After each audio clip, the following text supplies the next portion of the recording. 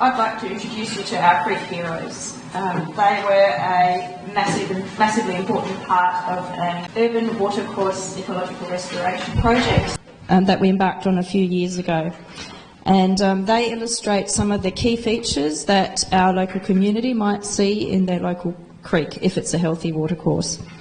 And along with the creek bullies, which are their villain counterparts, which I'll introduce you to later, they played a really important tool in what became known as the Urban Creek Recovery Project.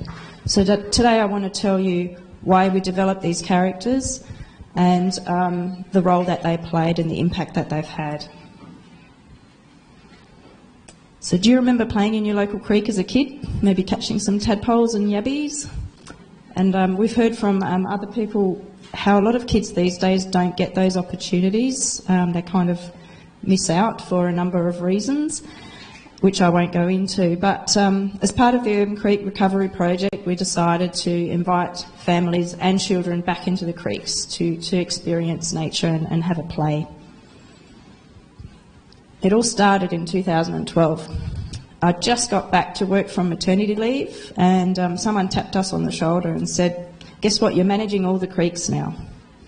And we thought, what a fantastic opportunity to restore or to continue to restore the work that we've already done and expand it along vegetation corridors. But we asked ourselves a few questions. How many creeks are there? Where are they? What condition are they in? And how much money have we got to manage these creeks? And this is what we found. Not a lot. We found there was no spatial information, so we didn't actually know how many kilometres of creeks that we had and how many hectares.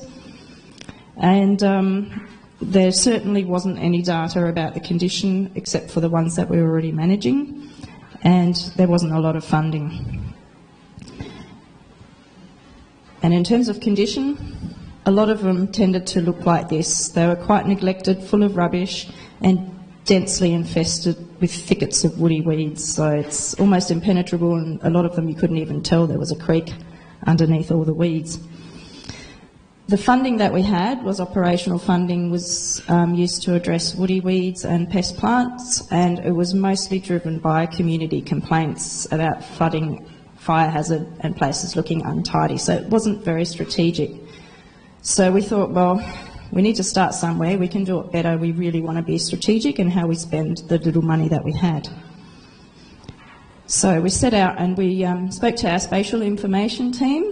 They're a fantastic group of people, and we mapped all the parcels on council land that are along watercourses that you can see highlighted in the darker colours, and we found in the end we had 72 kilometres across 9 catchments, so quite a bit. And in order to work out what was what, we gave them each a unique segment ID, so each parcel of land, starting from upstream, this one is Sturt River, is SR1, and so on, so that we knew what we had and where they were.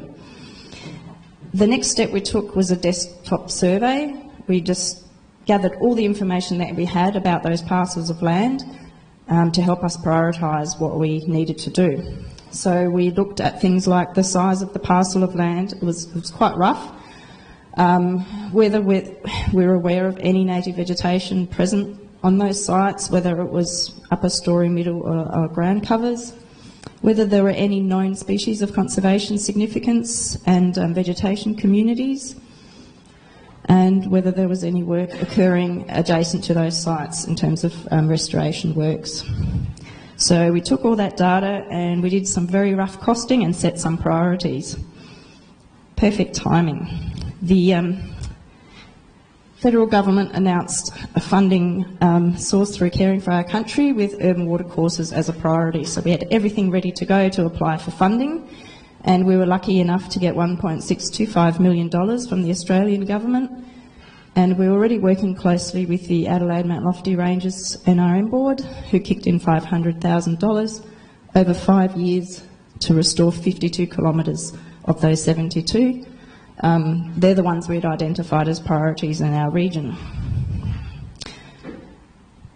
As we were about to embark on the project, we identified a really big risk, and that is a lot of people, from experience, are quite attached to some of the woody weeds. So when you go in with a chainsaw, people tend to get a little bit upset, and experience also taught us if we go in and say, we're the experts, we're going to fix that creek for you and everything will be fine, people, and show them technical documents and brochures to tell them exactly the damage that these weeds do, people tend to not take that on board, get quite upset, rally other neighbours, and then that's when you get people in the media standing there like this, looking really angry and with their arms crossed, and it could potentially halt this massive project that we're about to embark on. So we thought we'll have some fun with this. We decided to create a project identity so that everyone knew what we were going to be doing. We're going to inform people every step of the way, before, during and after the project, and it's going to be interactive, so we're going to be there talking to people and we're going to involve them. So the first, creating a project identity, we created the Urban Creek Recovery logo. The species was a common froglet that's quite common in our region and everyone can easily recognise, and a lot of people love frogs. We made sure that we used that logo at every project site, so we had the site signage, we used it in the media, we sent letters out to people, we had stickers, we used it on clothing. All our contractors had A-frames up, so whenever works were occurring, people would see that logo, and a lot of feedback we got at events is, oh yeah, I've seen that frog logo around, so it became quite recognisable. And then we created the Creek Bullies. So the characters are based on the woody weeds that when we remove them that we get the most complaints about. And the idea came from Ben Moulton, my colleague, who was inspired by some of the cartoonists that, and Lunik was mentioned before, so, and also people like The First Dog on the Moon in The Guardian, so people who use humour and illustrations to portray an important message without losing that technical detail. We engaged a local illustrator who worked with a graphic designer. So these were done by Louis de Crevel. He was just finishing his degree at uni and he's now quite sought after as an illustrator. And we turned them into brochures. So I've brought some with me, so if anyone wants to grab some after the session. The Creek Heroes brochure follows a comic book style story where an interviewer talks to each of the characters, and the bullies give a criminal profile of all the culprits based on their weedy characteristics, so it's like an investigator's notebook, and they're also available on our website. We gave each of the weeds a weed habit rating, so whether they block the sun and pollute the water, as a way to get people to think about, well, what is it about that plant that makes it a weed? I find that really useful when I go give tours with school groups to get the kids to think about it for themselves. But we also made sure that our the fun part of the project was backed by technical knowledge and data. So we've created an online story map that we've provided all our monitoring data on. We've established hundreds of photo points at all 147 project sites. So this one shows a section of creek 4 years apart in terms of the restoration works that are occurring.